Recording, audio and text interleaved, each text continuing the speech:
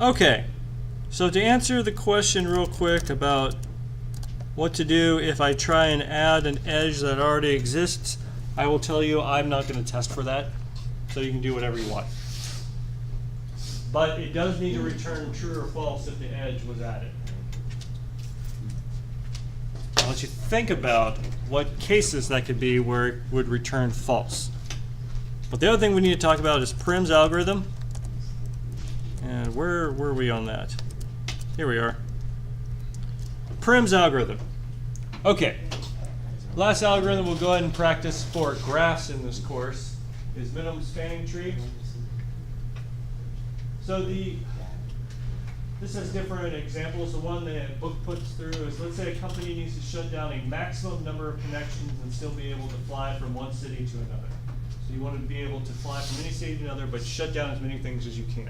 Maybe you've just lost a ton of airplanes and you want to just see if you can at least service everyone, even though it may take them a long time. Hopefully you can see that you need to be able to span the entire tree, aka keep everything connected, but you want to minimize the cost from going from one node to another. So spanning tree, these are different, well, minimal spanning trees because obviously they don't have any other unnecessary nodes.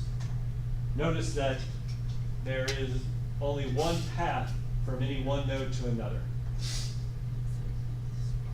What's that? It was the least of them? Hopefully it's the least. Obviously these are minimum because these are the only ones, but if you want to compute the minimum spanning tree of a given tree, there might be multiple spanning trees, and you have to run an algorithm to find the minimal one. These are obviously minimal because there are, well, the way they're saying is minimal is there's no extra paths. So in this example, they're all minimal because there's nothing extra. Obviously B should be the most intuitive because you just one to another. Of course up here, it may take you a little while because 0 can connect to 3 things, but if you see it, there's still only one path from any node to any other node. Do you understand by spanning tree or minimum spanning tree? Yeah. All right, free tree. Wow, I love these definitions. These don't matter. Spanning tree. You're going to learn more about graphs and algorithms, or I hope you will. Spanning tree. It's a subgraph of G. All the vertices, such that all the vertices are still there. And okay, that's a spanning tree. Sure. Oh, we didn't talk about minimum. So a spanning tree is a subgraph where you still have all the vertices. All right. So you have to have all the vertices. Minimum means in a weighted graph with the minimum weight. So if you were to take all the spanning trees in a graph, the minimum spanning tree is the one with the lowest weight. All right? Yes? So could you just look for the minimum one that connects out to one? So like if you went through and you checked all the ones that connect to a certain one and you find the lowest weight, would that be how you do that? That's one way to go about it, yes. There are many ways to go about it. We're just going to study prims. There's also Kruskal's, I believe, is the other algorithm that you could study as well. There are so many algorithms out there for graphs. We're just going to try and stick to one because it's just data structures. And we just need to make sure we understand the data structure.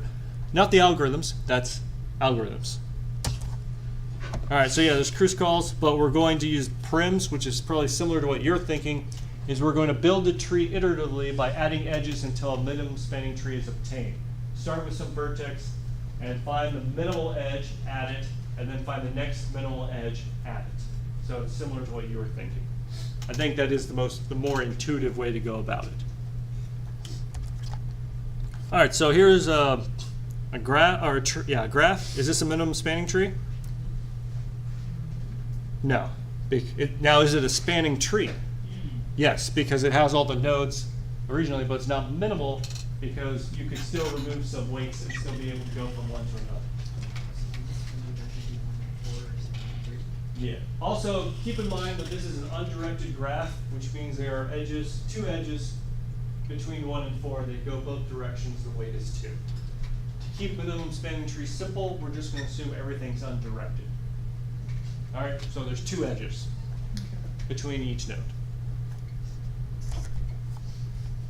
All right, how do we find the minimum spanning tree? Okay. First we have, what is that, a vertex, or your vertices, your edges, and your nodes. Okay, hold on, what are these two things? Remember, we're going to start with an empty graph, and we're going to slowly add nodes and edges until we construct a minimal spanning tree. So initially, since you're constructing from nothing, your initial graph of vertices, or nodes, is, well, they're going to call it 0 because you're going to start with 0. And number of edges is empty because if you have one node, you don't have any edges. So you start with the first node, 0, with no edges. That's your initial minimum spanning tree. Is that a minimum spanning tree of just 0? Yes, because if you have one node, that's a minimal spanning tree. And then you have a list of nodes that you have not added. That's what n is, to keep track of where you need to go next. All right. Next, you consider the weights coming from 0. And you choose the one with the least weight. Why would you want to do that? Because, well, then you have the lowest amount going out. Right, you have the minimum coming out. So, and that's going to work for minimum spanning tree. So from 0, notice that we can go from 0 to 1, 3, or 2, and the lowest is 2. I'm sorry, the lowest is 3, my apologies, because its weight is 2. So we are going to add that node and that edge to our graph. So now we're going to go from vertex, we're adding the node 3, because notice that edge went to 3. And we're going to add the edge at 0, 3, because that's the edge that we need in order to keep our minimal spanning tree. So currently we have a minimal spanning tree of just 0 and 3 because it's just that edges. And this slide is wrong. That 3 should be removed. It gets removed down there, but not up here. Now you consider all the edges that you can still go to. Okay? It was easier to just think of 0 because you only had one edge to go to, but now you need to think of all the edges you can go to. Because at 0 you can still go to 1 and 2, you can't go to 3 because we're done, but from 3 you can go to 4. So these are the 3 edges that you can still go to. You find the minimum, in this case from 0 to 2, weight of 5, and we're going to add that. Is everyone following me so far? All right. So we notice we're adding the node 2 because that's where the edge goes. We add that edge from 0 to 2. We update the node list. Now the slide's correct. And now we're going to consider all the edges that we can go visit from these nodes 0, 2, and 3. Of course, we're going to ignore the edges that already go to a node that we've already chosen. So we can still go from 0 to 1 with weight of 6. We can go from 2 to 5, weight of 7. We can go from 2 to 6, weight of 5. And we can still go from 3 to 4, weight of 8.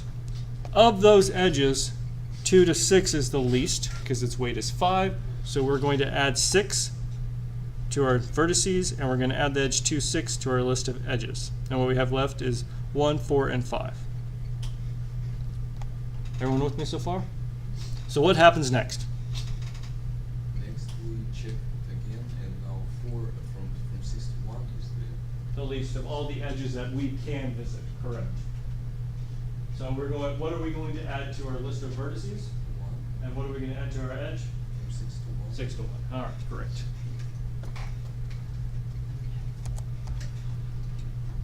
All right, so we went ahead and added that. We have 4 and 5 left. If you consider all the edges left, it's from 1 to 4, weight of 2. We add that, and then all you have left is 5. So you just consider all the ones going to 5. You pick the least. And now that we've visited all nodes, we have a minimal spanning tree. Again, I said the word a because there can be multiple minimal spanning trees of a given graph. So like we gotta make sure that even though 6, which goes from 1 to 0, or 0 to 1 is less than 7, we still have to pick 7 because what 6 won't give us. I don't think I understand what you were trying to get at here. Well, I mean, we just have to count it so that we don't go from 1 to 0 or 0 to 1, because that's not going to give us anything. Right, so you don't, remember, we didn't consider any edges going to nodes we already have been to. So you have to not put in those nodes when you consider. Okay. Any question on prims? I'm going to tell you real quickly what the, so if you were to go into the lab, it returns the total weight of the minimal spanning tree with the given starting node. So I'm going to give you a starting node. You must run Prim's MST. Don't run another one. It may give you something a little weird. But you only return the weight of the minimal spanning tree. That's all I'm testing for. So you're going to have to construct the whole thing. But to make sure you constructed a correct one, I only need the weight. Because there can be multiple correct minimal spanning trees. So how do you get the weight? Oh, how do you get the weight? So now that you have your list of edges, you just return the sum of all the weights on those edges. Or each time you add an edge, have a sum variable and just add the weight to that sum variable, and then you just have to return that sum when you're done. That way you don't have to work another loop through your graph. Might be a little easier, but it's up to you. Okay, any questions on prims? All right. All right, so we talked about a graph. It's just a collection of vertices and edges, directed graphs, subgraphs. I love how this summary goes about 3 slides. Right? A loop, an edge incident on what? That's terrible definition. Cycle, here we go. Simple path in which the first and last vertices are the same. An undirected graph is connected if a path from any vertex to any other vertex. So a connected graph, yeah, if there's a path from any vertex to another, aka it's a full graph.